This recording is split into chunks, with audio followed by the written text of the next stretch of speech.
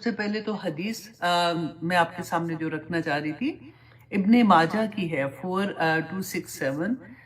کیونکہ شروع میں نا جب اسلام ابھی نیا نیا آ رہا تھا اس سے پہلے آپ دیکھیں جب ہسٹری ہم پڑھتے ہیں نا یا سیرت النبی پڑھتے ہیں پھر ہمیں پتہ چلتا ہے کہ اس وقت کی سچویشن کیا تھی. تو اس زمانے میں یہ رواج تھا, ان میں یہ کلچر تھا ان کا کہ جب کوئی فوت ہوتا تھا نا تو بین کرنا جیسے ہوتا ہے, زور زور سے اپنے آپ کو پیٹنا اور اس طرح سے اپنے غم کا اظہار کرنے کا طریقہ جو تھا اس وقت یہ تھا. جیسے ابھی بھی آپ کسی بہت ایسی جگہوں پہ دیکھتے ہو کہ وہاں پہ بھی ایسے کرتے ہیں. تو اس زمانے میں پھر کیا ہوتا تھا, عورتیں ہائر کی جاتی تھیں جو آ کے بین کرتی تھی. بین مینز کہ وہ زور زور سے جیسے نہیں ہوتا کہ ہائے مرنے والا یہ تھا, ہائے مر گیا میرا یہ جاننے والا, مطلب فار ایگزامپل باپ ہے تو میں اب ان کے بغیر کیسے رہوں گی, مطلب وہ ایسے سینٹنس یوز کرتے تھے کہ جو دلوں کو اس وقت دل ویسے سیڈ ہوتے ہیں تو ایسے سینٹنس سن کے پھر لوگ روتے تھے. تو یہ ان کا ایک کلچر ہوتا تھا. تو اس وجہ سے اور گھر والے جو تھے وہ بھی پھر اس طرح سے ہوتے تھے اور وہ سوگ مناتے تھے.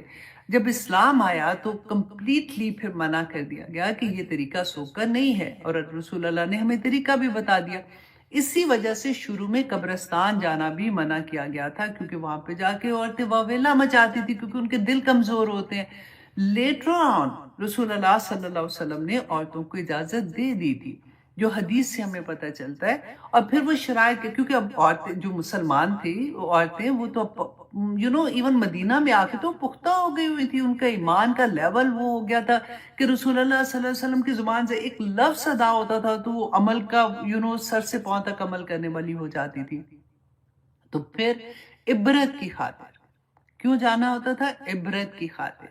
اور دیکھیں ہم لوگ بھی جاتے ہیں جیسے اگر تو کیونکہ ہمارے لو ونس ہیں ادھر, فار ایگزامپل میری امی ہیں میرے ابو ہیں, تو دل چاہتا ہے وہاں پہ جانے کا, ان کو وزٹ کرنے کا. تو اس وقت ہماری کیا حالت ہوتی ہے, تو آپ سب اپنی اپنی حالت ذرا غور کیجئے گا, کیونکہ ہم سیکھتے ہیں جو بھی ہم سیکھ رہے ہیں تو ہم عمل کے لیے سیکھ رہے ہیں نا, کہ میرے اگر یہ فیلنگ ہوتی تھی تو میری وہ فیلنگ کیوں نہیں ہے. تو ہم دیکھیں گے کہ حضرت عثمان رضی اللہ عنہ جو تھے ان کے بارے میں آتا ہے کہ وہ جب بھی قبر کے پاس کسی سے گزرتے تھے وہ اتنا روتے تھے کہ ان کی داڑھی تک بھیگ جاتی تھی. تو صحابہ نے ان سے پوچھا کہ آپ جب جنت و دوزخ کی بات ہوتی ہے تو آپ ایسے نہیں روتے, آپ کبھی کوئی ذکر ہوتا ہے تو بس ٹھیک ہے آپ سیڈ ہوتے ہو لیکن آپ ایسے نہیں روتے, لیکن جب آپ قبر کے پاس آتے ہو تو آپ اتنا روتے ہیں, تو کیا وجہ ہے. تو حضرت عثمان نے فرمایا کہ رسول اللہ صلی اللہ علیہ وسلم نے مجھے بتایا تھا کہ قبر جو ہے نا وہ آخرت کی پہلی منزل ہے, اگر اس منزل میں نجات میں پا گیا تو اس کے بعد کی منزلیں آسان ہو جاتی ہیں. اللہ اکبر. اور اگر یہاں نجات نہ پائی نا تو پھر اس کے بعد کی منزلیں اس سے بھی زیادہ سخت ہوں گی.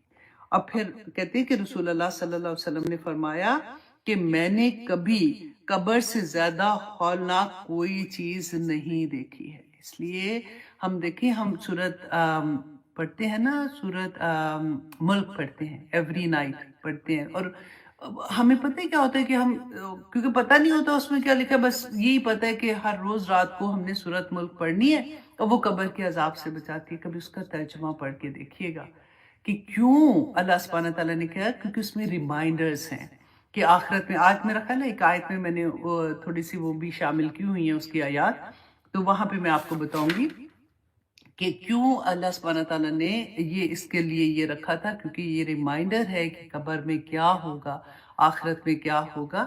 تو جب ہم ایوری نائٹ پڑھیں گے تو ہمارا عمل تو بہتر ہوگا ہر صورت میں انشاءاللہ. تو اس کے علاوہ ایک اور بڑی پیاری حدیث تھی کہ ہم نے جیسے میں نے آپ کو بتایا نا کہ وہ گزرتے تھے اس کے پاس سے, قبر کے پاس سے. اسی طرح سے جب آپ دیکھیے کہ جب بادل آتے ہیں تو ہماری تب کیا حالت ہوتی ہے, ہمیں کبھی ایسی فیلنگ ہوتی ہیں. حضرت عائشہ رضی اللہ عنہ بیان کرتی ہے, صحیح مسلم کی حدیث ہے 2085. حضرت عائشہ کہتی ہے کہ جب بادل آتے تھے نا تو رسول اللہ صلی اللہ علیہ وسلم ڈر جاتے تھے, اور کبھی وہ اندر جاتے تھے کبھی باہر آتے تھے, بے چینی نہیں جیسے ہوتی ان کی وہ حالت ہو جاتی تھی. اور جب وہ بارش برسنے شروع ہوتی تھی تو ان کی وہ حالت ختم ہو جاتی تھی, مطلب وہ سکون میں آ جاتے تھے. تو کہتی ہے میں نے پوچھا ان سے کہ ایسا کیوں ہوتا ہے کہ آپ جب بارش ہوتی ہے، سوری بادل آتے ہیں تو آپ گھبرا جاتے ہیں، ڈر جاتے ہیں؟ تو رسول اللہ صلی اللہ علیہ وسلم نے فرمایا کہ عائشہ مجھے ڈر لگتا ہے کہ قوم عاد، آپ کو یاد ہے میں نے بتایا تھا نا کہ ان کے اوپر جو عذاب آیا تھا، تو جب بادل دیکھے انہوں نے تو وہ خوش ہو گئے کہ بادل آئے بادل آئے، اور وہی بادل ان کے اوپر عذاب کی طرح نازل ہوئے تھے۔ تو مجھے ڈر لگتا ہے کہ کہیں ایسا تو نہیں ہے کہ یہ بادل اللہ کی کوئی ناراضگی لے کے آئے ہوں۔ اور وہ جیسے ہی بادل کو دیکھتے تھے پھر یہ دعا پڑھتے تھے۔ دیکھیے اللہ سے دعا کرے اللہ سبحانہ تعالیٰ ہمارے عمل بھی ایسے کر دے کہ ہم جو چیز دیکھیں اپنے ارد گرد اس میں سے ہم سبق حاصل کر سکے۔ اللہ سبحانہ تعالیٰ فرماتے ہیں نا افلا یتدبرون، تم کیوں نہیں تدبر کرتے، سوچتے کیوں نہیں ہو، ایک ایک چیز کو دیکھ کے تمہیں میں یاد آ جاؤں گا۔ تو رسول اللہ دعا مانگا کرتے تھے اللہم انی اسألک خیرہا۔ اب دیکھیے کہ بادل میں کیا کیا چیزیں تھی کہ اللہ اس بادل میں جو خیر ہے نا میں اس کا تجھ سے سوال کرتا ہوں، وَخَيْرَ مَا فِيهَا، اور اس خیر کا جو اس کے اندر ہے۔ سب سے پہلے تو اس کی خیر و بھلائی کہ یہ بادل خیر و بھلائی سے ہے، اور جو اس کے اندر ہے اس کی بھلائی کا، وَخَيْرَ مَا أُرْسِلَتْ بِهِ، اور اس خیر کی جس کے ساتھ یہ بھیجا گیا ہے۔ دیکھیں بادل بھی اللہ سبحانہ تعالیٰ کی نعمتوں میں سے ایک نعمت ہے۔ آج ہم وہ بھی پڑھیں گے کہ کیسے سایہ اللہ سبحانہ تعالیٰ نے، بادلوں کا سایہ جو ہوتا ہے کیسے ہوتا ہے۔ تو جو ارسلت بھیجا گیا جس خیر کے ساتھ اس کی بھلائی مانگتا ہوں، وَأَعُوذُ بِكَ، اے اللہ میں تجھ سے اعوذ بک، میں تجھ سے پناہ مانگتا ہوں، من شرہا، اس بادل کے شر سے، وشر ما فیہا، اور جو اس کے اندر شر ہوگی میں اس سے بھی پناہ مانگتا ہوں، وشر ما ارسلت بھی، اور اس سے جس کے ساتھ یہ اس شر کے ساتھ بھیجا گیا اس سے پناہ مانگتی ہوں۔ تو دیکھیے ہم نے کبھی ایسے سوچا بادل کو دیکھ کے؟ تو اب عربی نہ بھی آئے کوئی بات نہیں، تو کم از کم نا اس وقت دل میں یہ چیز آ جائے، دعا مانگ لیں، رسول اللہ صلی اللہ علیہ وسلم کی سنت پوری ہو جائے گی، اور انشاءاللہ اللہ سبحانہ تعالیٰ کو پھر ہمارے اوپر پیار بھی آئے گا کہ دیکھو ان کو پھر یاد آ گیا کہ میرے نبی یہ مانگا کرتے تھے بادل کو دیکھ کے، تو میں بھی یہی دعا مانگ رہی ہوں کہ اللہ سبحانہ تعالیٰ یہ بادل خیر و عافیت والا کرنا، آمین ثم آمین۔ کئی دفعہ ہوتا ہے نا بارش ہوتی ہے، چھتیں جن کی کمزور ہوتی ہیں، چھت گر جاتی ہے، زیادہ بارش ہوتی ہے یا کچھ ایسا ہوتا ہے، تو اللہ سبحانہ تعالیٰ ہر طرح کی عافیت رکھے، ہر طرح کے شر سے بچائے، آمین ثم آمین۔ اچھا جی، اب آتے ہیں ہم اپنی کلاس کی طرف، سورہ النحل آیت نمبر 81۔ اب دیکھیے میں نے جیسے آپ کو پہلے بتایا کہ ہم سورہ نحل میں بار بار یہی پڑھ رہے ہیں نا کہ اللہ سبحانہ تعالیٰ نے فرمایا لَکُم لَکُم لَکُم، تمہارے لیے۔ تو قرآن جو ہے نا وہ کس کے لیے نازل ہوا؟ انسان کے لیے، ٹھیک ہے، اور تو کسی کے لیے نازل نہیں ہوا نا، انسان اور جنات کے لیے ہے۔ تو اللہ سبحانہ تعالیٰ جب ہمیں مخاطب کرتے ہیں پورے قرآن میں یا ایھا الذین، یا ایھا الناس، جب دو چیزیں ہوتی ہیں نا، یا ایھا الناس، اے لوگوں، تو لوگوں میں سارے آ جاتے ہیں، کافر بھی ہیں، مشرک بھی ہیں، مسلمان بھی ہیں، سب آ جاتے ہیں۔ لیکن جب اللہ سبحانہ تعالیٰ فرماتے ہیں یا ایھا الذین آمنوا، تو اتنا پیار آتا ہے کہ اللہ سبحانہ تعالیٰ مجھے پکارے ہیں نا۔ تو پھر وہ آیات ہم دیکھیں، اب دیکھیں وہ اسٹوڈنٹ جن کو ایسا شوق ہوتا ہے نا، ذرا آپ یاد رکھیے گا کہ کیا ہوا قرآن پاک میں یا ایھا الانسان جو ہے نا وہ 241 ٹائم قرآن، پورے قرآن میں اس روٹ ورڈ سے استعمال ہوا ہے۔ اب یہ بھی دیکھیے کہ انسان جو ہے، ہم سوچتے نہیں ہے نا، تو ایسے نہیں لگتا۔ تو میں جب لکھ رہی تھی میں نے سوچا یہ انسان کا لفظ بھی تو اللہ سبحانہ تعالیٰ نے رکھا، کیونکہ آدم علیہ السلام کو جب کریٹ کیا تھا تو اللہ سبحانہ تعالیٰ نے فرشتوں کو کہا کہ میں ایک مخلوق کریٹ کر رہا ہوں، ٹھیک ہے، اور پھر آدم علیہ السلام کا کہا کہ آدم کو سجدہ کرو، پھر ان کو جنت میں بھیج دیا، پھر ہوا کو ان میں سے پیدا کیا، تو اس کے بعد اللہ سبحانہ تعالیٰ نے ان کو دنیا میں بھیجا۔ تو انسان، اب ہم لوگ جو ہیں دیکھیے اس کا روٹ ورڈ اگر آپ دیکھتی ہیں نا انسان کا، تو جب اس طرح سے جانتے ہیں نا تو ایسے لگتا ہے کہ میں اپنے بارے میں مجھے پتا چل رہا ہو، اچھا میرا یہ وہ روٹ ورڈ ہے۔ تو اللہ سبحانہ تعالیٰ نے اگر حمزہ نون سین اون سے، یا نون سین حمزہ نون سین واو، تو دونوں طرح سے آتا ہے۔ اگر ایک طرف زیادہ تر مفسرین نے یہ کہا، علماء نے اس کا اس طرح سے بتایا کہ اس روٹ ورڈ کے ساتھ انسان کا جو مطلب ہوتا ہے نا کہ وہ ہوتا ہے بھول جانے والا، اور ہم واقعی بھول جاتے ہیں. اور بھولنا کیسا تھا؟ آپ کو یاد ہے آدم علیہ السلام کو اللہ سبحانہ تعالیٰ نے جب جنت میں بھیجا تھا تو کیا کہا تھا کہ اس درخت کا پھل نہ کھانا. وہ بھول گئے اور انہوں نے وہ کھا لیا. تو اس وجہ سے ہمارا جو نام ہے نا انسان رکھا گیا. یہ ایک طرح سے اس کی ڈیٹیل آتی ہے. اچھا اب دیکھیں اس میں کتنی رحمت ہے کہ انسان بھول گیا لیکن فوراً توبہ کر لی اور پھر اس کو نبوت مل گئی ہے نا. اور جو وہ تھا شیطان تھا اس نے غلط کام کیا, اللہ کی بات نہیں مانی اور پھر توبہ بھی نہیں کی ہے. بات صرف اتنی سی سمجھ آنے والی ہے کہ ہمارا روٹ ورڈ جو ہے ہم غلطیاں کریں گے لیکن فوراً اللہ کی طرف پلٹیں گے تو اللہ سبحانہ تعالیٰ ہمیں کوئی نہ کوئی درجہ تو عطا کریں گے نا. ہم وہ تو نہیں بول رہے اب تو نبوت ہے نہیں ہے, نبی آنے نہیں ہے, اب تو بس اللہ سبحانہ تعالیٰ انشاءاللہ ہمیں ہمارے درجات بلند کریں گے. اچھا دوسرا اس کا روٹ ورڈ سے آتا ہے نا, جو اس میں آتا ہے انس, محبت. جیسے انسان کو ضرورت ہوتی ہے کہ وہ ایک دوسرے کے ساتھ انس کے ساتھ محبت کے ساتھ رہے, اس کو ضرورت پڑتی ہے اس بات کی, تو اس لیے اس کے روٹ ورڈ میں ایک انس کا بھی جذبہ پایا جاتا ہے. تو آج آپ نے اپنے آپ کو بھی پہچان لیا ہے نا. تو یہ قرآن پاک میں 241 ٹائم آیا ہے اور جو آیات ہے نا وہ 225 ہے. اور اگر ہم دیکھیں یا ایھا الذین آمنو, اے لوگو جو ایمان لائے ہو, تو یہ قرآن پاک میں 879. اب یہ بھی آپ نے یاد رکھنا ہے کہ مجھے جب اللہ سبحانہ تعالیٰ نے پکارا ہے نا تو قرآن پاک میں اب آپ نے 8 کا لفظ یاد رکھنا ہے اور ایک ادھر چلے جائے ایک ادھر چلے جائے, 879. اس طرح سے میں جب یاد کرتی ہوں نا یوزلی کوئی نہ کوئی ایک پوائنٹ رکھ لیں گے تو اب آسانی ہو جاتی ہے. اور ضروری نہیں ہے یاد رکھنا, وہ تو ایک ہوتا ہے نا کہ فیل ہو, اچھا یہ لفظ اتنی دفعہ قرآن میں استعمال ہوا ہے تو اللہ سبحانہ تعالیٰ نے ایسے فرمایا ہوگا اس کے بارے میں. تو چلیے میں نے کہا چلے آپ کو تھوڑا سا یہ بتا دوں کہ انسان اور آمنو, ایمان والوں کی کتنی دفعہ اللہ سبحانہ تعالیٰ نے استعمال کیا ہے. تو ہم نے یہ دیکھا کہ اس سورہ میں اللہ سبحانہ تعالیٰ نے جب آدم علیہ السلام کو دنیا میں بھیجا تھا تو ایسے نہیں بھیج دیا تھا کہ اچھا جاؤ یہ دنیا ہے. اللہ سبحانہ تعالیٰ نے بتایا کہ میں نے تمہارے لیے کیا کچھ نہیں کیا. سب سے پہلے کیا تھا, کچھ کھانا پینا تھا تو تبھی تو زندہ رہ سکتے ہیں. اللہ سبحانہ تعالیٰ نے گنتی کی طرح بتایا تمہارے لیے یہ پیدا کیا, پھل پیدا کیے, اتنا سا بیج بوتے ہو, کیسے وہ بیج بڑا ہوتا ہے, کیسے وہ درخت بنتا ہے, کیسے پھل ہوتے ہیں, کیسے سبزیاں پیدا ہوتی ہیں, کیسے دالیں بنتی ہیں, کیسے تمہارے لیے جانور پیدا کیے جن کو تم گوشت کھاتے ہو, اس کا دودھ پیتے ہو, اس طرح ان کا کاروبار کرتے ہو, ان کو بیچتے اور خریدتے ہو.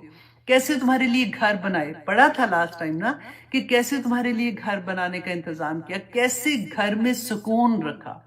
اب دیکھیے یہ قرآن پاک میں اللہ سبحانہ تعالیٰ نے سکون کا جو لفظ دیا ہے نا وہ 2 جگہ ہمیں مل رہا ہے. ایک نمبر 1 یہ کہ سکون گھروں کے اندر ہے, گھروں کے باہر نہیں ہے. گھروں میں سکون ہے تو دوسرا سکون کیا تھا, آپ کو میں نے بتایا تھا لِتَسْكُنُوا عَلَيْهَا, کہ اس بیوی کی طرف اشارہ تھا کہ بیوی کے اندر اللہ سبحانہ تعالیٰ نے وہ سکون رکھ دیا ہے. تو دونوں اینگل سے ہم اس کو دیکھتے ہیں کہ ایک طرف تو وہ عورت سکون ہے, اب ہسبینڈ کو چاہیے کہ وہ اپنی سکون والی جگہ کو خوش رکھے, اس کو زیادہ زیادہ گفٹ دے, اس کے اللہ اکبر. اچھا لیکن دوسری طرف عورت پہ بہت بڑی ذمہ داری ہو جاتی ہے کہ عورت کو اللہ سبحانہ تعالیٰ نے سکون کا ذریعہ بنایا ہے اس گھر کے لیے. گھر میں بے سکونی نہیں ہونی چاہیے, یہ اس کی ذمہ داری آ جاتی ہے کہ وہ اپنے خاوند کے لیے سکون کا باعث بنے. ٹھیک ہے, وہ تو میں پہلا مذاق کر رہی تھی کہ وہ اپنے خاوند کے لیے اپنے گھر میں سکون کا باعث بنے گی. اور جس گھر میں ہسبینڈ اینڈ وائف کی ہارمنی ہوتی ہے نا, محبت ہوتی ہے, اس گھر کے بچے بھی ڈیفرنٹ طرح کے ہوتے ہیں, پتہ چل جاتا ہے. اور جس گھر میں آدمی اپنی بیوی کو تنگ کرنے والے ہوتے ہیں, ذلیل کرنے والے ہوتے ہیں نا, اس گھر کے بچے بھی ڈیفرنٹ ہوتے ہیں. اس آدمی کو یہ بیچارے کو پتہ ہی نہیں ہوتا کہ لیٹر آن کچھ سالوں کے بعد وہ کس حالت میں ہوگا. کیونکہ آخر میں پتہ ہے کیا ہوتا ہے کہ میں اب اپنے آپ کو دیکھتی ہوں نا, جیسے ہم بڑے ہو جاتے ہیں تو بعض آدمی ہوتے ہیں جن کو عادت ہوتی ہے کہ ماؤں کو کے پیچھے لگ کے, اللہ نہ کرے سب مائیں ایسی نہیں ہوتی ہیں کہ وہ اپنا گھر میں یہ لڑائیاں جب ہو رہی ہوتی ہیں تو نندے سسرال یہ والا معاملہ ہوتا ہے تو وہ بیلنس نہیں کر پاتے ہیں. اینڈ آف دا ڈے کیا ہوتا ہے, مائیں بھی چلی جاتی ہیں, باپ بھی چلے جاتے ہیں، آخر میں بچے جو ہوتے ہیں وہ بڑے ہو جاتے ہیں، وہ اپنے اپنے گھروں میں بھاگ جاتے ہیں، اور ایسے گھروں میں جہاں پہ لڑائیاں ہوں بچے ویسے ہی بھاگنے شروع ہو جاتے ہیں. وہ تبھی تک ٹکتے ہیں جب تک ان کو ضرورت ہوتی ہے، ان کے پاس پیسے نہیں ہوتے، اور جب وہ بھی چلے جاتے ہیں تو آخر میں ایک بیوی بچتی ہے جس کے ساتھ ان کو رہنا پڑتا ہے، اور جو خدمت بیسیکلی اس وقت کر رہی ہوتی ہے تو اس وقت ان کو پھر کوئی اور نہیں ملتا، تو پھر بڑے ذلیل ہوتے ہیں ایسے والے. پھر بیویاں بھی نہیں خیال رکھتی ہیں نا، تو اس لیے آدمیوں کو چاہیے کہ اپنی وہ سکون جہاں پہ اللہ نے رکھا ان کی بے انتہا عزت کرے. اچھا جی، لیکن دونوں طرح سے. چلیں اب اپنی کلاس کا آغاز کرتے ہیں. اللہ اکبر. میرے ہسبینڈ کبھی کبھی ایسا سن لیتے ہیں نا کوئی لیکچر، تو پھر وہ کہتے ہیں یہ کیا مطلب ہے، تم اپنے بارے میں ہی بولتے رہتے ہو کہ عورتیں یہ عورتیں وہ. تو میں کہتی ہوں اس لیے کہ عورتیں زیادہ سن رہی ہیں میرا پروگرام، تو ہم آپس میں خوش ہوتے رہتے ہیں، تو آپ کا کیا جاتا ہے اس میں. اچھا جی، آیت نمبر 81. اللہ سبحانہ تعالیٰ فرماتے ہیں وَاللَّهُ جَعَلَ لَكُم مِّمَّا خَلَقَ ظِلَالًا. دیکھیں وہ آ گیا نا کہ اللہ سبحانہ تعالیٰ فرماتے ہیں. اب ایک دفعہ اور یاد کرا دوں آپ کو، اللہ کا لفظ قرآن میں کتنی دفعہ آیا ہے، یہ آپ نے اب رٹا لگانا ہے اس بات کو. آپ کو میں نے 19 کا لفظ دیا تھا نا، 19 اور اس کو ریورس کرنا ہے 19 اور پھر 9 اور 1. ٹھیک ہے، یہ اللہ سبحانہ تعالیٰ کا اتنی دفعہ ہے. اور پھر یہ کتنی ہے، یہ آیات ہیں، اور کتنی دفعہ ہے 2 9 6 3. تو جب 19 کا لفظ آتا ہے نا ذہن میں تو اس کو یاد کرتے ہیں. اچھا 1991 ٹائم آیا، تو پھر 2000 کا مائنڈ میں آتا ہے، اچھا یہ تو 2000 کے قریب قریب ہے. تو پھر آپ 2 کو یاد کریں گے نا تو پھر پچھلا 9 یاد رکھنا، پھر 63 یاد رکھ لینا. تو اچھا جی، اللہم کا لفظ ہے 5 آیات میں ہے اور 5 ہی دفعہ آیا ہے، اور الہ کا لفظ جو ہے وہ 147 ٹائم آیا ہے. یہ مجھے بڑا مزہ آتا ہے جب میں ایسے پڑھ رہی ہوتی ہوں، اچھا اتنی دفعہ قرآن میں آیا ہے. دیکھیے دعا کتنی امپورٹنٹ ہے. اب ہمارے بچوں کے پاس آپ دیکھیں آج کل کی دنیا میں ان کے پاس وقت بھی نہیں ہے اتنا، اور کئی دفعہ تو میں یہ سوچتی ہوں ماؤں کے پاس بھی وقت کوئی نہیں رہا، تو وہ بھی کام میں اور زندگی میں اتنی مصروف ہے. لیکن ضرور وقت نکالیں، اپنے بچوں کے لیے دعاؤں کا ذخیرہ چھوڑ کے جائیں کہ ہمارے جانے کے بعد اللہ نہ کرے جب ان کی زندگی میں مشکل آئے گی، کیونکہ آتی تو ہے ہی ہے زندگی ہے، تو مشکلیں آنی ہیں، تو پھر ہماری دعائیں اس وقت ان کے آگے آ جائیں. آمین ثم آمین. اچھا جی، اس کے علاوہ آپ لوگوں کو سب کو نئے سال کی بھی بہت بہت مبارک ہو. اللہ سبحانہ تعالیٰ یہ سال ہم سب کے لیے رحمتوں و برکتوں والا رکھے. آمین ثم آمین.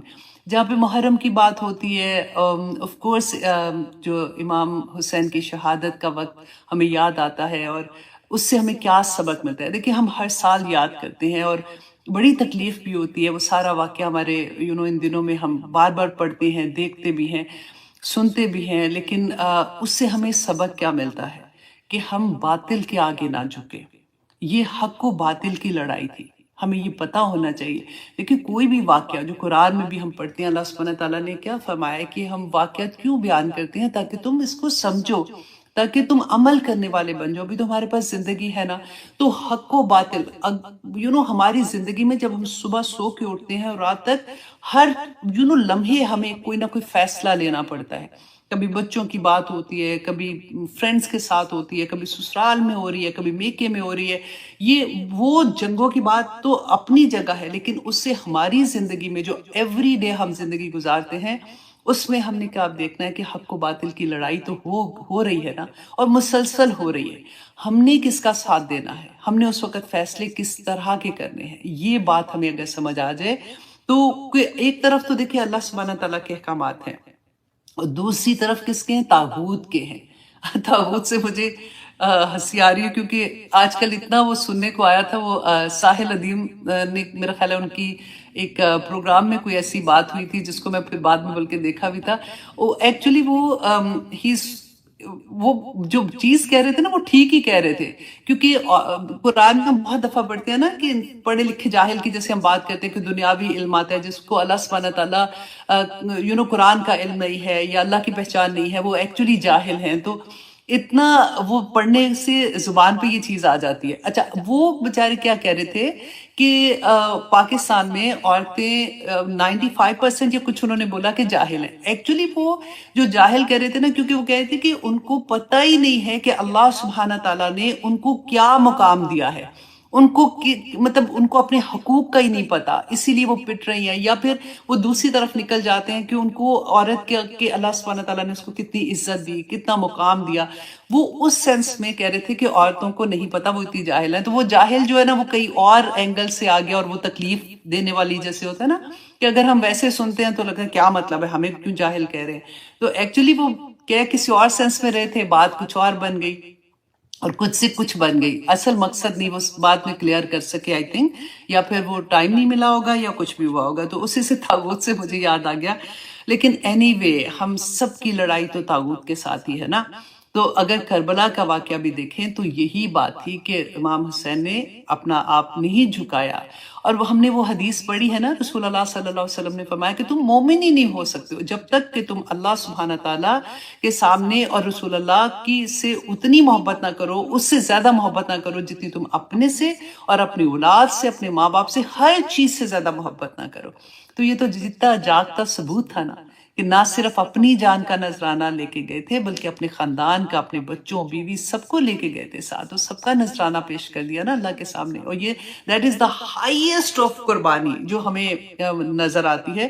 اور اللہ کرے کہ ہم اس سے کچھ نہ کچھ سبق لے. یہ نہیں کہ ہم واقعات ہی پڑھ کے بس یہ ہوا تھا، اس کو ہسٹری میں تو ٹھیک ہے جاننا چاہیے، لیکن اس میں عمل کرنے والی بات ہمیں اللہ سبحانہ تعالیٰ سے توفیق مانگنی چاہیے کہ ہم وہ کر سکیں. ہاں جی، اب آتے ہیں ہم حدیث کی طرف. صحیح مسلم کی حدیث سے انٹرنیشنل نمبر ہے جی 1134. حضرت عبداللہ بن عباس رضی اللہ عنہ فرماتے ہیں کہ رسول اللہ صلی اللہ علیہ وسلم نے عاشورہ 10 محرم کا روزہ رکھا اور لوگوں کو بھی رکھنے کا حکم دیا. اب دیکھیں حکم دیا تھا رسول اللہ نے. تو لوگوں نے کہا کہ یا رسول اللہ یہ 10 محرم کا جو روزہ ہے یہ تو یہود اور نصارہ جو ہیں ان کے لیے یہ بڑا عظمت کا دن ہے اور وہ یہ روزہ رکھتے ہیں. تو رسول اللہ صلی اللہ علیہ وسلم نے فرمایا کہ اچھا آئندہ سال ہم 10 محرم کے ساتھ 9 محرم کا روزہ بھی رکھیں گے، لیکن ان کو مہلت نہیں مل سکی. اب یہاں پہ غور کرنے کی بات ہے، دیکھیں رسول اللہ صلی اللہ علیہ وسلم کسی بھی معاملے میں یہود و نصارہ کی کاپی نہیں کرنا چاہتے تھے، اور ہمیں بار بار احادیث میں ملتا ہے. ایک دفعہ حضرت عائشہ کا ملتا ہے نا کہ وہ مانگ نکال رہی تھی رسول اللہ صلی اللہ علیہ وسلم کی، تو انہوں نے ویسے مانگ نکالی. مجھے یاد نہیں کہ وہ درمیان میں آئی تھنک نکالی تھی، تو رسول اللہ نے کہا کہ نہیں سائڈ پہ کر دو، یا سائڈ پہ نکالی تھی تو کہا کہ درمیان میں کر دو. کیوں؟ کیونکہ اس طرح کے یہاں کے یہود جو مدینہ میں جب آئے تھے تو رسول اللہ نے دیکھا کہ یہود اس طرح سے مانگ نکالتے ہیں، تو وہ بھی کرنے سے منع کر دیا تھا. تو یہ سبق سیکھنے کی چیزیں ہیں جو اللہ سبحانہ تعالیٰ ہمیں توفیق عطا کرے کہ ہم اس کی اصل جان سکیں کہ یہ ہمیں کیوں بتایا جا رہا ہے. اچھا، اب رسول اللہ صلی اللہ علیہ وسلم جب مدینہ میں تشریف لائے تو یہود 10 محرم کا روزہ رکھتے تھے. وجہ پوچھی تو بتایا کہ اس دن حضرت موسیٰ علیہ السلام کو اللہ سبحانہ تعالیٰ نے فرعون سے نجات دی تھی، اور شکرانے کے طور پہ ہم یہ روزہ رکھتے ہیں. تو رسول اللہ صلی اللہ علیہ وسلم نے فرمایا کہ یہود کی نسبت ہماری جو موسیٰ علیہ السلام سے ہے وہ زیادہ ہے، ہم موسیٰ علیہ السلام کے زیادہ قریب ہیں، اور مسلمانوں کو 10 محرم کا روزہ رکھنے کا حکم دیا. مگر جب رمضان کے روزے فرض ہو گئے تو رسول اللہ صلی اللہ علیہ وسلم نے فرمایا کہ اب جو چاہے روزہ رکھے اور جو چاہے نہ رکھے، کیونکہ فضیلت تو ہے، ثواب تو ملے گا. آپ دیکھیں فرض کی بات نہیں ہو رہی نا، یہ تو نفلی روزے پھر ہو جاتے ہیں. نفل جو ہے وہ ہمیشہ زائد ہے، نہ اگر کرو تو گناہ نہیں ملے گا، لیکن اگر آپ کرتے ہو تو بے شمار اس کا اجر ہے. تو آپ اس لحاظ سے آپ دیکھیے کہ رسول اللہ نے فرمایا تھا کہ جو نہ رکھے، مطلب جو لگتا ہے کہ کئی لوگوں کو بہت مشکل لگتا ہے لیکن پھر بھی رکھ لینا چاہیے. اچھا، مسلم کی ایک اور حدیث میں آتا ہے کہ حضرت ابو قتادہ رضی اللہ عنہ فرماتے ہیں کہ رسول اللہ صلی اللہ علیہ وسلم نے فرمایا کہ میں اللہ سے امید رکھتا ہوں کہ یوم عرفہ کے روزے کے بدلے میں اللہ سبحانہ تعالیٰ ایک پچھلے سال کے اور آنے والے سال کے گناہ معاف کر دیں گے. اور یوم عاشورہ 10 محرم کے روزے کے بارے میں رسول اللہ صلی اللہ علیہ وسلم نے فرمایا کہ میں امید کرتا ہوں کہ 10 محرم کے روزے کے بدلے میں اللہ سبحانہ تعالیٰ گزشتہ سال کے گناہ معاف کر دیں گے. تو دیکھیے یہ کتنی بڑی فضیلت ہے.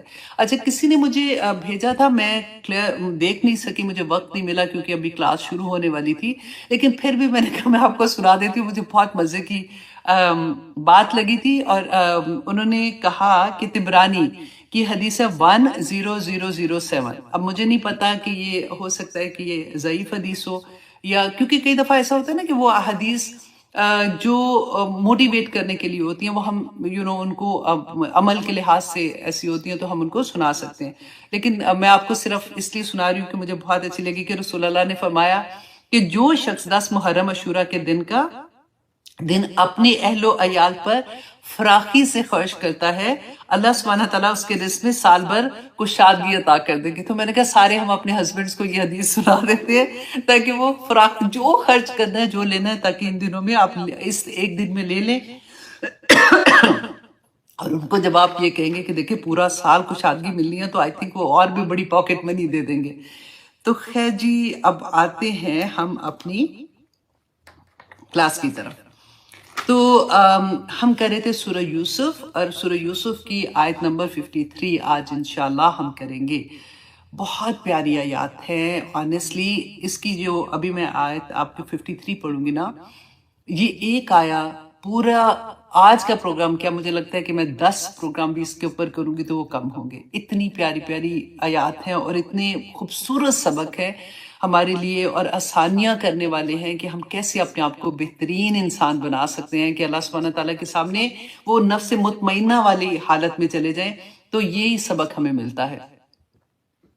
اللہ سبحانہ تعالیٰ فرماتے ہیں کہ حضرت یوسف علیہ السلام نے فرمایا وَمَا أَعُوذُ بِاللَّهِ مِنَ الشَّيْطَانِ الرَّجِيمِ بسم اللہ الرحمن الرحیم وَمَا أُبَرِّئُ نَفْسِي إِنَّ النَّفْسَ لَأَمَّارَةٌ بِالسُّوءِ، کہ میں بری نہیں کرتا اپنے نفس کو، بے شک نفس جو ہے وہ حکم دیتا ہے بالسوء، برائی کا، الا ما رحم ربی، مگر سوائے اس کے کہ جس پر میرا رب جو ہے وہ رحم کر دے، ان ربی غفور الرحیم، کہ بے شک میرا رب جو ہے وہ بڑا بخشنے والا اور رحم کرنے والا ہے۔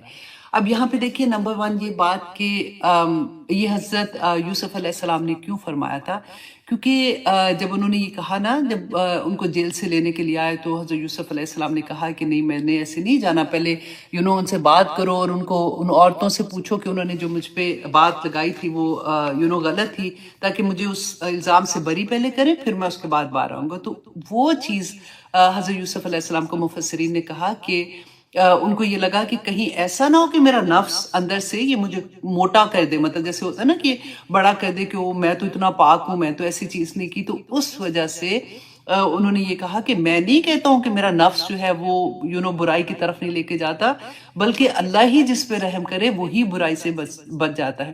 کیونکہ دیکھیے اللہ سبحانہ تعالیٰ نے قرآن پاک میں بھی فرمایا، سورۃ نجم کی آیت نمبر 32 میں فَلَا تُزَكُّوا، دیکھو اے لوگو تم اپنے آپ کو پاک نہ کہا کرو، اللہ جانتا ہے، فَلَا تُزَكُّوا أَنفُسَكُمْ، اپنے نفسوں کو تم پاک نہ کہا کرو، هُوَ أَعْلَمُ، وہ زیادہ جانتا ہے، بِمَنِ اتَّقَىٰ، کہ تم میں سے تقوی والا کون ہے۔ تو اسی چیز کو آپ دیکھیے کہ انہوں نے کس طرح سے اپنے آپ کو کہا۔ اب ہم یہ دیکھیں کہ آخر یہ نفس امارہ کیا ہے، کیونکہ اللہ سبحانہ تعالیٰ نے قرآن پاک میں 3 طرح کے نفس بتائے، نفس امارہ، نفس لوامہ اور نفس مطمئنہ، کہ ہم کیسے اس پورے سفر سے چلتے چلتے ہم نفس مطمئنہ تک پہنچ جائیں، کیونکہ اس کی اتنی بڑی خوشخبریاں ہیں۔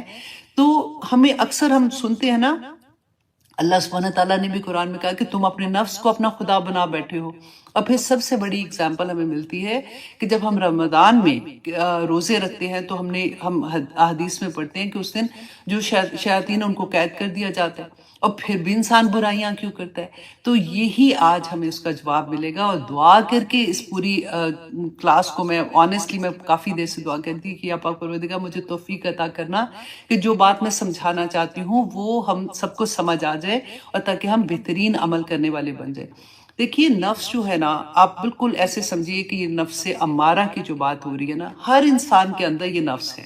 یہ اللہ سبحانہ تعالیٰ نے جب ہمیں پیدا کیا، جیسے اچھائی اور برائی دونوں چیزیں ہمارے اندر ہیں، آپ اس طرح سے لے اس بات کو کہ جیسے ہمارا یہ پورا جسم ہے نا، ایک تو ظاہری جسم کی بات ہوتی ہے، ایک آپ سوچیے روحانی جسم ہے، ٹھیک ہے؟ ہمارا ایک پورا جو جسم ہے یہ پورا ایک ملک ہے، ایک شہر ہے، ایک ملک ہے، ٹھیک ہے؟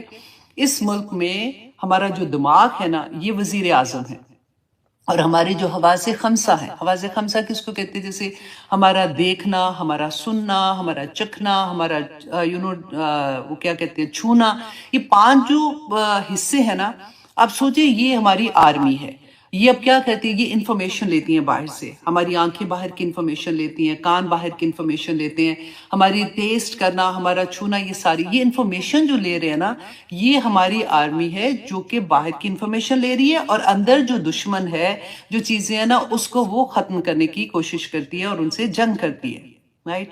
اور اس کے علاوہ آپ دیکھیں جو ہمارے اعضاء ہیں سارے، ہمارا دل، جگر، گردہ، پھیپھڑا، جو بھی ہمارے اعضاء ہیں نا، آپ سوچیں یہ رعایا ہے، یہ اس کے اوپر وہ شہر میں، اس ملک میں رہتے ہیں. اور جو نفس ہے نا، نفس کیا ہے؟ شہوت، غصہ، تکبر، کسی کو نیچا دکھانا، کسی پہ ظلم کرنا، برائیاں کرنا، یہ ساری جو نیگیٹو انرجیز ہیں نا، آپ ان کو سوچیں، یہ ہمارا نفس ہے، جس کو اللہ سبحانہ تعالیٰ نے نفس لوامہ کہا ہے. اب یہ کیا کرتا ہے؟ کیونکہ یہ بھی اندر ہے، اچھائیاں بھی اندر ہے، رائٹ. اب یہ کیا چاہتا ہے کہ یہ حکومت کرے، یہ کسی طرح سے وزیر اعلیٰ جو ہمارا دماغ ہے نا، یہ اس پر حکومت کرے، اور وہ سارے کے سارے جو اعضاء ہیں ہمارے جسم کے، وہ اس کے تابع ہو جائے اور اس طرح کے کام کرے جیسے وہ چاہتا ہے. اب ہمارا دماغ اگر وہ ابھی نیک ہے، رائٹ، وہ اللہ سبحانہ تعالیٰ کی پہچان ہے اس کو. اب جیسے ہی اس کو یہ خبر ملتی ہے، الارم ہوتا ہے، تو وہ خود سے اپنی آرمی، حواس خمسہ کے ساتھ، اپنی آرمی کے ساتھ آ کے اس نفس سے جنگ کرتا ہے. اور اگر وہ جیت جاتا ہے تو اللہ سبحانہ تعالیٰ کے پاس وہ نفس مطمئنہ بن جاتا ہے. Do you understand what I mean? کہ اب یہ جو چیزیں ہمارے اندر ہیں، یہ کوئی ایسا نہیں کہ ہم نے پیدا کی ہیں، یہ آلریڈی ہمارے اندر ہیں، لیکن ان کو ٹیم کرنا، ان کی تربیت کرنا، یہ ہمارا کام ہے، عقل کا کام ہوتا ہے کہ یہ کس طرح سے ان چیزوں کو کنٹرول میں رکھتی ہے. ہمیں یہ پتا ہونا چاہیے. دیکھیں فار ایگزامپل، آپ کے گھر میں کوئی ایسا شخص ہے جو غصے میں آتا ہے تو غصے سے باہر ہی نکل آتا ہے، جیسے ہوتا ہے نا، چیخنا، زور سے بولنا، بدتمیزی کرنا. بعض لوگوں کی کمپلین آتی ہے کہ ہسبینڈ جو ہے وہ انسلٹ کرتے ہیں اور باتیں ایسے کرتے ہیں. تو یہ ساری چیزیں تو کر سکتا ہے نا انسان کے اپنا، کہ وہ کتنی مرضی زور سے بولے، لیکن اللہ سبحانہ تعالیٰ یہاں پہ کیا بتاتے ہیں کہ ہمارے اندر اللہ سبحانہ تعالیٰ نے وہ طاقت رکھی ہے کہ ہمیں یہ پتا ہو کہ اس کی باؤنڈریز کیا ہے، ہم کتنی اونچی آواز کس طرح سے کس کے سامنے کر سکتے ہیں اور کس کے سامنے نہیں کر سکتے. وہ جو حقوق و فرائض کا چکر ہے نا، جو قرآن پاک میں اللہ سبحانہ تعالیٰ نے ہر رشتے کی ایک جگہ بتائی کہ ماں باپ کے سامنے، ہم نے پڑھا تھا نا کہ اپنے شولڈر بھی جیسے نیچے کر لو، آنکھیں نیچے کر کے بات کرو، آواز دھیمی کرو. رسول اللہ صلی اللہ علیہ وسلم سے جب بات کرنے کا تھا کہ آواز اپنی آہستہ کرو.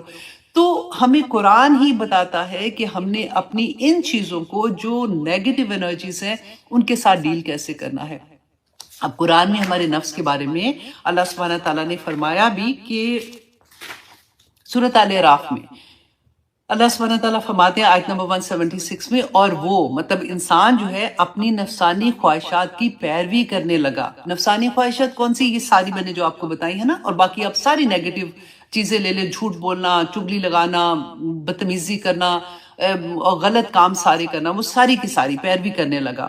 سو اس کی حالت کتے کی سی ہو گئی، اور اگر تو اس پر حملہ کرے تب بھی وہ ہانپے، اور اگر تو اس کو چھوڑ دے تو تب بھی ہانپے. اب کتے کی اگزامپل کیسے ہوتی ہے؟ کیونکہ لالچ ہوتی ہے نا اس کتے میں. تو اللہ سبحانہ تعالیٰ ایک استعارہ کے طور پہ، ایک مثال کے طور پہ بتا رہے ہیں کہ اتنا لالچی انسان ہو جاتا ہے جس کی خریدی، کیونکہ اس کو کیونکہ قرآن کیا کر رہا ہے؟ قرآن ہمارے اندر یہی چیزیں تو پیدا کر رہا ہے تاکہ ہم آہستہ آہستہ ان برائیوں کو اپنے اندر سے نکالیں. اللہ سبحانہ تعالیٰ نے سورہ جاسیہ میں فرمایا آیت نمبر 23 میں، اے نبی صلی اللہ علیہ وسلم، کیا آپ نے اس شخص کی حالت دیکھی ہے جس نے اپنا خدا اپنی خواہش نفس کو بنا رکھا ہے، اور اللہ سبحانہ تعالیٰ نے اس کو باوجود سمجھ بوجھ کے گمراہ کر دیا، گمراہی میں ڈال دیا. اللہ اکبر. دیکھیں ہمیں نظر آتے ہیں نا، ہم کہتے ہیں یہ تو اتنے قابل ہیں، یہ تو انجینئر اتنا بڑا ڈاکٹر، اس کالج سے، ییل سے پڑھا ہوا، فلانا ادھر سے پڑھا ہوا، اتنے قابل ہیں، لیکن اگر ان کو اللہ کی پہچان نہیں ہے، اگر ان کو نہیں پتا کہ میرے رب نے کیا فرمایا ہے، تو وہ جاہل ہی ہے. اور دوسری بات یہ ہے کہ اللہ سبحانہ تعالیٰ نے اس کو گمراہ کر دیا. وہ اللہ کے راستے میں چلنے والا نہیں بنے گا، اس کی رائے گم ہو گئی ہے، وہ دنیا میں پھر رہا ہے، ادھر ادھر جا رہا ہے، کامیابیاں مل رہی ہیں اس کو، وہ کھا پی رہا ہے، پیسہ ہی تو سارا کچھ نہیں ہے. تو اللہ سبحانہ تعالیٰ ایسے انسان کو گمراہ کر دیتے ہیں. آخر میں ہم نے سیکھنا کیا ہے کہ ہم نے اپنی ان چیزوں کو کنٹرول کیسے کرنا ہے، کیونکہ اللہ سبحانہ تعالیٰ نے فرمایا سورۃ الفرقان آیت نمبر 77 میں، آرائیت من اتخذ الہہ ہواہ، اے نبی صلی اللہ علیہ وسلم، کیا آپ نے دیکھا ہے آرائیت من اتخذ الہہ ہواہ، کہ جس نے اپنی خواہش نفس کو اپنا الہ بنا لیا ہے، افانت تکون علیہ وکیلا، کیا آپ ایسے شخص کی قیامت کے دن آپ وکیل بنیں گے، آپ گواہی دیں گے، آپ شفاعت کریں گے ایسے شخص کی؟ اللہ اکبر۔ اب دیکھیے یہ اتنا بڑا معاملہ ہے کہ اللہ سبحانہ تعالیٰ خود سے فرماتے ہیں کہ، اور رسول اللہ صلی اللہ علیہ وسلم سے فرماتے ہیں کہ ان کی شفاعت آپ نہیں کریں گے جنہوں نے اپنی خواہش نفس کو اپنا خدا بنا لیا۔ خواہش نفس کون سی ہے؟ آپ کو اب میں ساری، اسی لیے میں نے کہا تھا کہ یہ ٹاپک اتنا ڈیٹیلڈ ہے کہ اللہ سبحانہ تعالیٰ ہمیں توفیق دے کہ ہم عمل کرنے والے بن جائیں، کہ اس میں اگر ہم اپنی ان خواہشات کو ان کی جگہ پر رکھیں، کیونکہ دیکھیں قرآن پاک میں اللہ سبحانہ تعالیٰ نے سورۃ آل عمران میں، آئی تھنک آل عمران میں ہے، ہاں سورۃ آل عمران میں آیت نمبر 14 اور 15 لکھ لیجئے گا، 9 ایسی محبتیں، 9 ایسی خواہشات ہیں جن کو حلال خواہشات کے بارے میں بتایا کہ اللہ سبحانہ تعالیٰ نے ہمارے دل میں عورتوں کی محبت، بیٹوں کی محبت، سونا اور چاندی کی محبت، گھوڑے جیسے اپنی گاڑیاں بڑی بڑی رکھنا ہو یہ وہ اس کی، اور مویشی، اور مویشی جو ہوتا ہے وہ مال ہوتا ہے، مال کی، اور کھیتی مطلب اس کی جو بزنس ہے اس کی محبت جو ہے، یہ اللہ سبحانہ تعالیٰ نے ہمارے اندر ڈالی ہے۔ اور ساتھ ہی اللہ سبحانہ تعالیٰ نے فرما دیا کہ یہ سب کچھ جو بھی ہے نا یہ دنیا کا فائدہ ہے، دنیا کی زندگی کا فائدہ ہے، آخرت کا فائدہ اس سے بہت بڑا ہے، کاش کہ ہم سمجھ جائیں۔ تو اب یہاں پہ ہم دیکھیں کہ اگر جب انسان اپنی خواہشات کو کنٹرول کرتا ہے تو پھر کیا ہوتا ہے؟ پھر کیا ہوتا ہے؟ اللہ سبحانہ تعالیٰ نے سورۃ عبس میں فرمایا وَأَمَّا مَنْ خَافَ مُقَامَ رَبِّهِ وَنَهَى النَّفْسَ عَنِ الْهَوَىٰ فَإِنَّ الْجَنَّةَ هِيَ الْمَأْوَىٰ، کہ وہ جو شخص اپنے رب کے سامنے کھڑا ہونے سے ڈر گیا۔ کیسے ڈر گیا؟ کہ جس انسان کو ہر وقت یہ خیال رہے گا کہ میں جو بھی عمل کر رہا ہوں میرے اللہ کے سامنے مجھے کھڑا ہونا ہے، اللہ سبحانہ تعالیٰ کو مجھے جواب دینا ہے، میری ہر سانس کا جواب ہوگا، میں جہاں پہ دیکھ رہا ہوں، میں کہاں پہ چل رہا ہوں، میں کہاں سے کھا رہا ہوں، میں حلال کھا رہا ہوں کہ میں حرام کھا رہا ہوں، میں کیا سن رہا ہوں، ہر ایک چیز کا اللہ سبحانہ تعالیٰ کے سامنے مجھے جواب دینا ہے۔ وہ انسان جو اللہ کے سامنے کھڑا ہونے سے ڈر گیا اور نفس کو حرام خواہشات سے روکا، اللہ سبحانہ تعالیٰ فرماتے ہیں اس کا ٹھکانہ جنت ہوگا، جنت ایسے بھی مل جانی ہے۔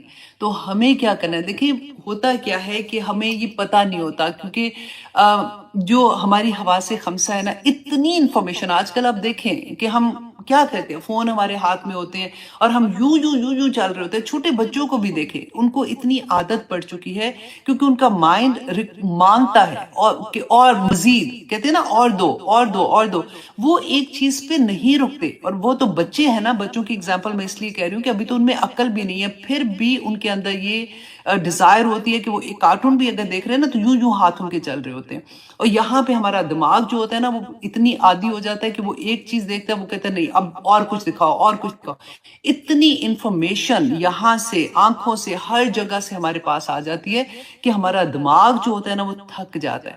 اب دیکھیں انفارمیشن کیا آتی ہے آج کل، آپ کوئی بھی میڈیم، یوٹیوب ہے، فیس بک، کچھ بھی آپ کھولتے ہیں تو نیوز کیسی ہیں۔ جب ہم ایسی نیوز دیکھتے ہیں جو ہمارے مائنڈ میں جو تھاٹس کہاں سے کریٹ ہو رہے ہیں، یہ جو حواس خمسہ ہے یہی تو تھاٹ کریٹ کرا رہے ہیں نا سارے کے سارے۔ اور جب ایسے تھاٹ ہمارے اندر جائیں گے، ہمارے دماغ کا کام کیا ہے کہ وہ ہارمونز ریلیز کرتا ہے ہماری باڈی میں۔ جیسے ہمارے تھاٹس ہوں گے نا، اگر ہمارے ہیپی تھاٹس ہوں گے تو ہیپی ہارمونز ریلیز کرتا ہے۔ اب اتنے سیڈ چیزیں ہمارے اندر جائیں گی اور ٹو مچ انفارمیشن چلی جاتی ہے، ایک تو دماغ کنفیوز ہے، اوپر سے وہ جو ہارمونز ریلیز کر رہا ہے باڈی میں وہ بھی سیڈ ہے سارے کے سارے۔ پھر کیوں ہم تھکے ہوئے ہیں، پھر کیوں ہماری دردیں زیادہ ہیں، پھر کیوں ہم انگزائٹی میں جا رہے ہیں، کیوں ہمیں ڈپریشن ہو رہے ہیں؟ آپ سوچیں تو صحیح۔